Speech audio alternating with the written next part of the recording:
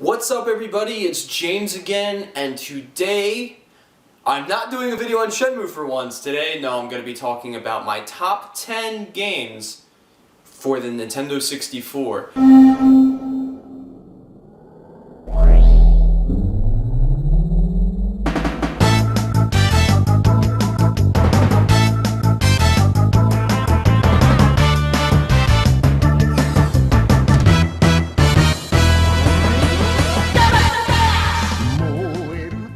Now, to give a little bit of an introduction, obviously a lot of people know that I'm like a big Sega fan, but I do love the N64. The N64 is such an awesome console. I actually have two of them complete in box.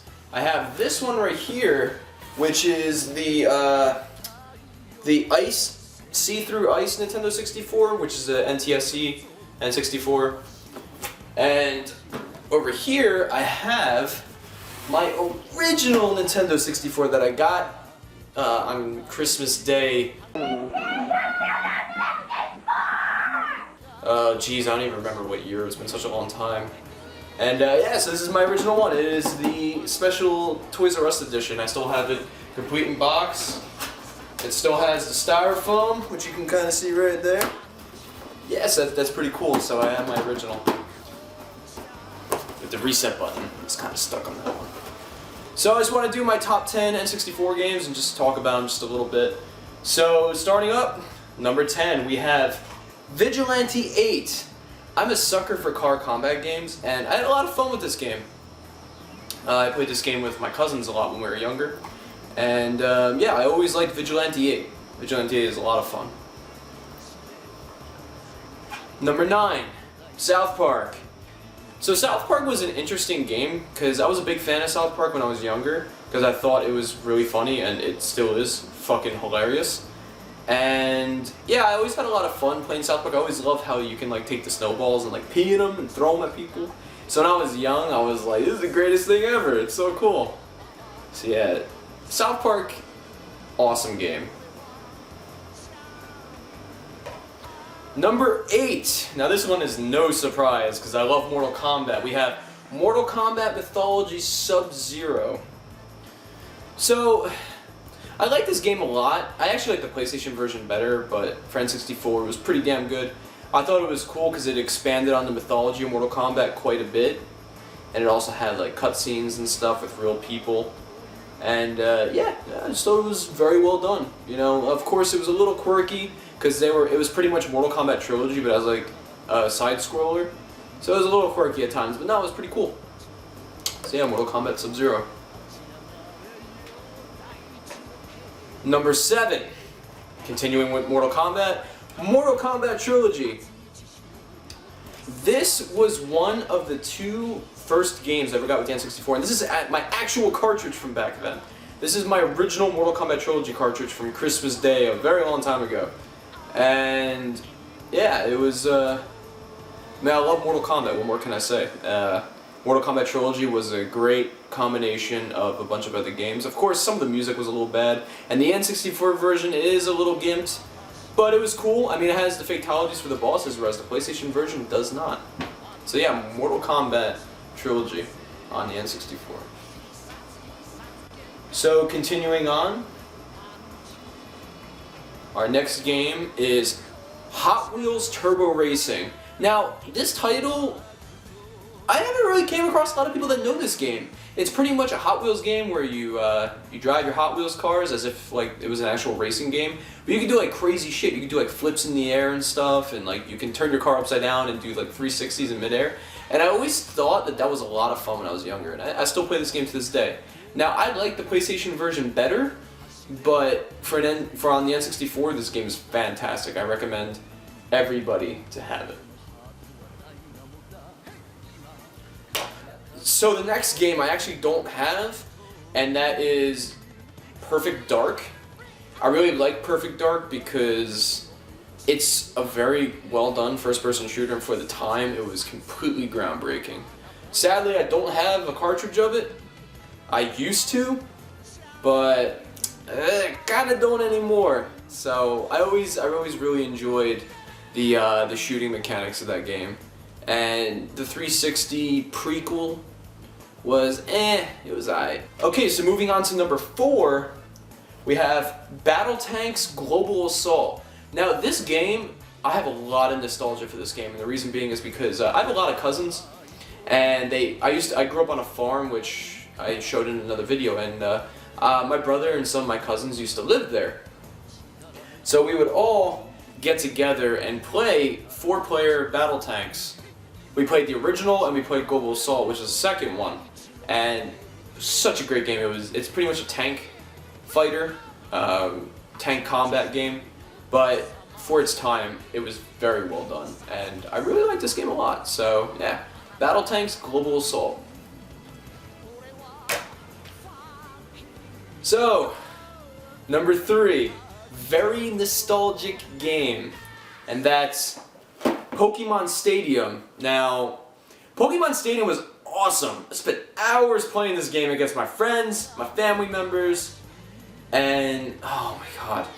Being able to choose like whatever Pokemon you wanted, being able to just fight with them and see what would happen, and hear the announcer call the Pokemon names out, which at the time it sounds like nothing, but it was so cool.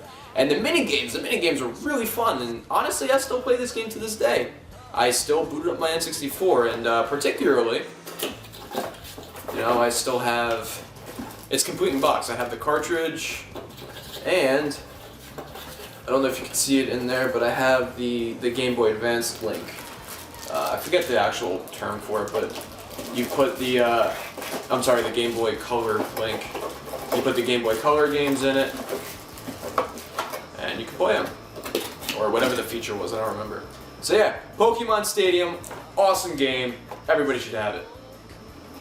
Second one is good too. However, second one was a little weird for me.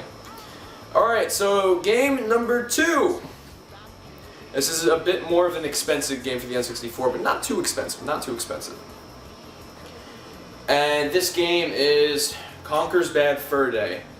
Now, yeah, this is in an aftermarket case. However, I do have the cartridge.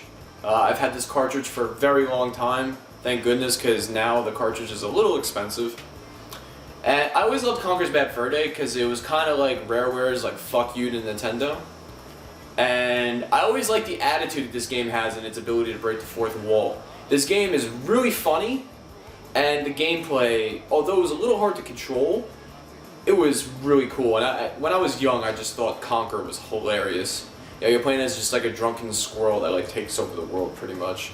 And I love how it spoofs a lot of like popular movies at the time, whereas you know, there's a really good spoof of The Matrix, but I'm not going to spoil that if you ever want to play this game. But yeah, game number 2, Conkers Bad Fur Day. Love this game. Oh yeah, and the Great Mighty Pooh is a great song. I am the great mighty Pooh, and I'm going to throw my shit at you. Actually, my friend Anthony, the one who you've seen do Dr. Robotnik in some of my videos here on the channel, he does a perfect Great Mighty Pooh. It's hilarious. Maybe one day I'll get him to do it. So number 1, my favorite game on the Nintendo 64 has to go to none other than Mystical Ninja starring Goemon, or Ganbare Goemon as they say in Japan. Wow, man, where do I begin? Mystical Ninja is my favorite game on the N64 for a couple of reasons. I love the music, I love the gameplay, I love the like Asian aesthetic to it, I love the, you know, I love the humor in the game. And honestly, it kind of reminds me of Shenmue a little bit, where you get to like walk around and talk to people to find information, and then go out and just fucking kick ass, man. Mystical Ninja, it's so good. Also, the guy that does this theme song, I forget his name, but he's also the guy that does the Japanese Dragon Ball music. So there's also that, and the theme to Impact is the giant robot that you see on the back here, right here. And the theme to Impact is awesome, and it just totally makes that part of the game awesome. Now this game is made by Konami, and as we all say, fuck Konami. I still really love this game, and Mystical Ninja will always go down as my most favorite game of all time on the Nintendo 64. I played this game for hours and hours and hours. It is so much fun, and I highly recommend everybody get Mystical Ninja starring Goemon. Now, I don't think this game is too expensive. I don't know what price range it's at because honestly I've had this cart for a while before I was like seriously collecting, so I don't know what the prices are. So yeah guys, that's my my top 10 games for the N64. I do have a couple of games that are worth mentioning. I really like the Resident Evil games, you know, Resident Evil 2, and another one is I really like Clay Fighter. Clay Fighter's cool. I actually have a cartridge of Sculptor's Cut Clay Fighter, which is pretty awesome because that game is hard to find. Everybody's probably thinking, James, where's GoldenEye? I like GoldenEye. GoldenEye was cool, but I don't consider it in my top 10 games that like mean the most to me. So anyway guys, that's my top 10 N64 games. Obviously this is my opinion and your top 10 may be different. What are your favorite N64 games? What do you guys like to play? Let me know in the comment section below. Don't forget to rate, you know, favorite, like, subscribe, whatever, if you want to. You know, if not, it's cool. I'm happy to have gotten to speak to you. And as always, have a nice day.